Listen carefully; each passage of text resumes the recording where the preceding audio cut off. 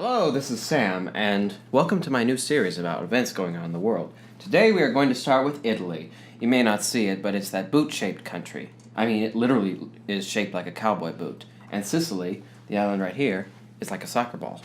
Okay, but recently, Italy had an election.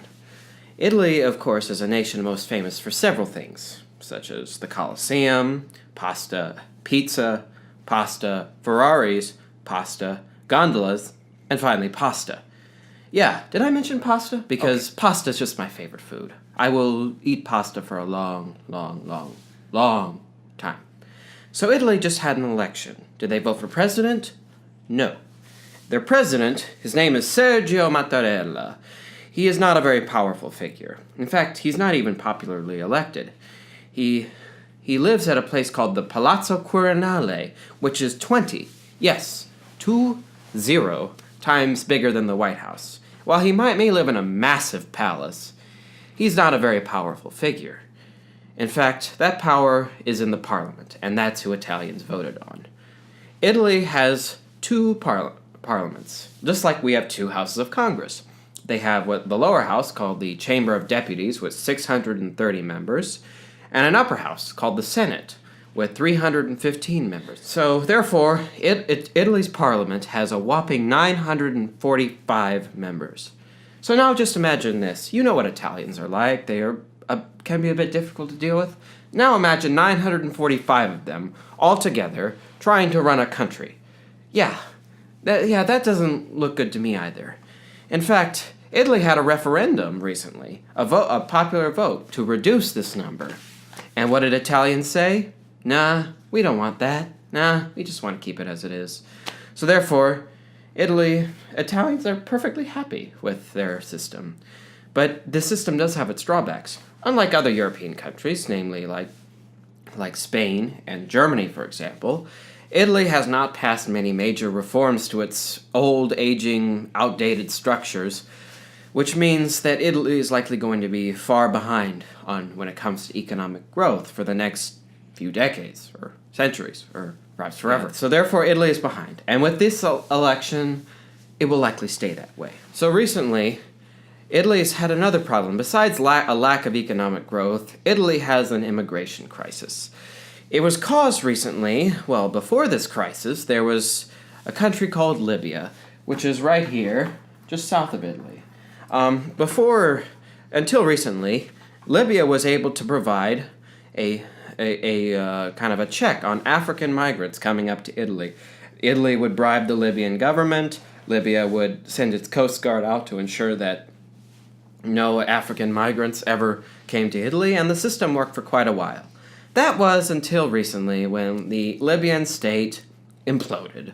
Unfortunately, Libya had no real army before that, and therefore, the whole state fell apart. And with that came the Coast Guard and the whole system of checking African migrants. So thus, thousands upon thousands of African migrants have arrived on Italian shores in recent years.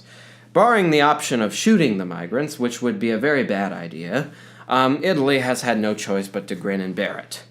And sadly, other Italian states, when Italy said, "Please, we need your help," the other European states gave the option of talk to the hand, and therefore Italy has had no help, and they have been angrier and angrier. Thus, most Italian politicians have exploited this to their advantage. And while the numbers have recently been cut, thanks to more bribery going on, this time with warlords in Libya. How fun.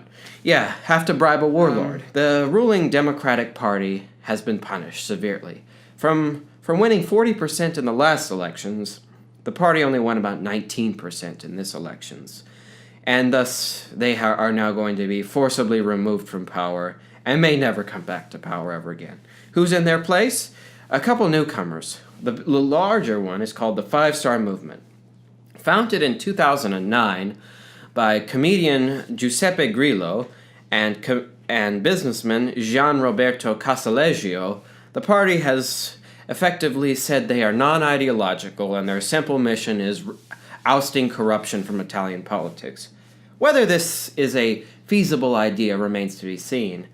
The Five-Star Movement recently took over the government of the city of Rome, a notoriously mismanaged city, and now they are under scrutiny for more corruption as well. So, odds are they won't be able to clean up the corruption. Their leader is a young figure named Luigi Di Maio. Yes, no, not that Luigi. No relation to Mario. But his most notable profession before going into politics was an usher at a soccer stadium.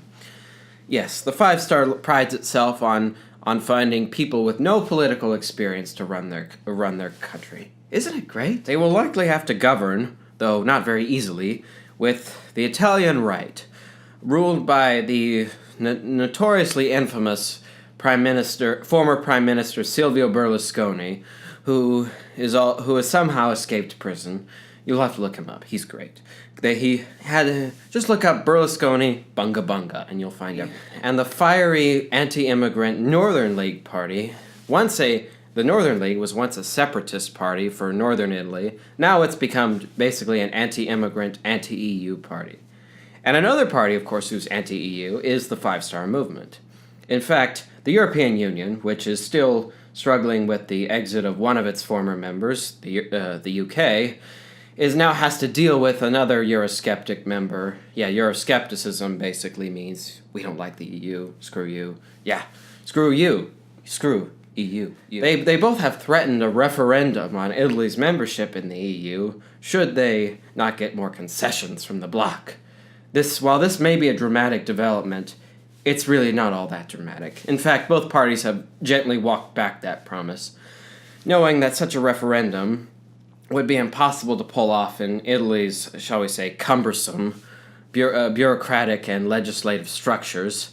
And also, Italy, unlike the UK, cannot leave the EU so easily because of the euro currency. In effect, short summary, you cannot leave the euro currency without actually producing a total national bankruptcy. Yeah, so no one wants a bankruptcy, so thus Italy will not leave the EU. But will Italy be a very helpful partner in the EU? No. I think that ultimately, like several other countries in the EU, namely Austria, Hungary, Poland, and Denmark, Italy will be an uncooperative member of the EU. They may seek to spend a little bit more beyond their means, which is a little alarming considering that Italy's debt ratio is very high. But will they make any radical policies such as leaving the EU? No, it won't happen. But in case of anything strange coming from Italy, just hark back to this video and you'll remember everything. If Italy were to leave the EU, it would be called, quote, it'll exit. It sounds kind of like Brexit, but there are also some funny words like Frexit for France, Spexit for Spain, Swagsit for Sweden, Chexit, or my favorite, check out, for the Czech Republic. Therefore, that's what it's called. It'll exit. But that won't happen. So, on our next episode, I will venture you to another European country, this time Slovakia, a country you probably haven't even heard of, but you will want to know about nonetheless. Oh yeah, leave in the comments below your experiences if you've ever traveled to Italy, if you liked it or not.